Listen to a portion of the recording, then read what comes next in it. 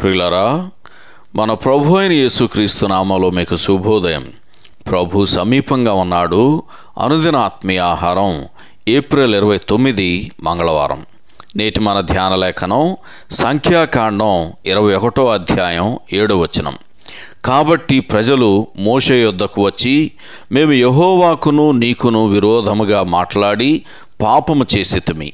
యెహోవా మా మధ్య నుండి ఈ సర్పములను తొలగించునట్లు ఆయనను వేడుకొనుమనిరి. వ్యాఖ్యానాంశం: మరణము నుండి జీవములోనికి. వ్యాఖ్యానాంశం: మరణము నుండి జీవములోనికి. వ్యాఖ్యానం: యెహోవా ఇశ్రాయేలీయుల శిబిరములోకి సర్పములను పంపడానికి కారణమేమిటంటే, ప్రజలు దేవుని విడిచిపెట్టారు. ఆయన తమను ఐగుప్తు నుండి విడిపించడాన్ని వారు విస్మరించారు. మనం దేవునికి వీపు చూపి ఆయన సిద్ధపరిచిన రక్షణను తిరస్కరించినప్పుడు మరణమే వస్తుంది. ఆయన సన్నిధిలో మాత్రమే జీవాన్ని పొందగలం. ఇశ్రాయేలీయులు ఆయన విడుదలను తృణీకరించిన కారణాన ఇశ్రాయేలీయులలో అనేకులు చనిపోయిరి అని సంఖ్యాకాండం 21వ అధ్యాయం 6వ వచనంలో చదువుతాం. తీర్పు అనేది ఒక శిక్ష.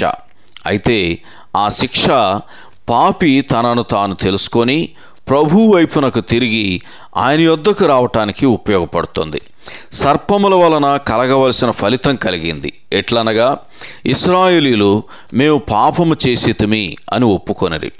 పునరుద్ధరణకు అవసరమైన మొదటి అడుగు ఒప్పుకోలు. కానీ పాపం చేసిన వారిని పరిశుద్ధుడైన దేవుడు ఏమి చెయ్యాలి? పాపము జరగలేదన్నట్లు దాన్ని విస్మరించి దాటవేయడంలో ఆయన న్యాయవంతుడిగా ఉండడు. ప్రజలు తమ అజ్ఞానంతో సర్పములను తొలగించమని మాత్రమే అడుగుతున్నారు.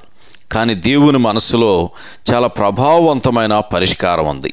పాములను తొలగించటం వలన కాటుకు గురైన వారికి ఏమీ మంచి జరగదు. అదేవిధంగా పాపమనే మరణకరమైన విషపు కాటుకు మనమందరం గురయ్యాం. పాపం యొక్క ఉనికి నుండి దేవుడు మనలను విడిపించగలిగినప్పటికీ దాని ప్రభావం ప్రతి వ్యక్తిలో లోతుగా ప్రవహిస్తూ ఉంది. అది దాని ప్రభావం చూపుతున్నప్పుడు మనం మరణశిక్షకు గురవుతాము. యోహాను సువార్త 1వ అధ్యాయము 13 నుంచి 15 వచనాలు చదవండి.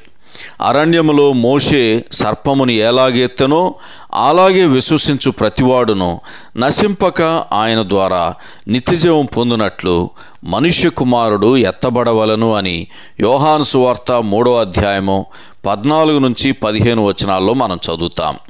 దేవుని పరిశుద్ధతను సంతృప్తిపరిచే ఏకైక పరిష్కారం ఇదే. దానిలో ఆయన అపారమైన ప్రేమను కనపరుచున్నాడు. పాపపు విషాన్ని నయం చేసే ఏకైక మార్గము ఎన్నటికీ యేసు ప్రభు యొక్క మరణమే. మనం మరణములో నుండి జీవములోనికి దాటాలని ఆయన తన ప్రాణాన్ని అర్పించాడు. సహోదరుడు ఎరిక్ క్లెర్మాంట్. శుభములతో వందనాలు.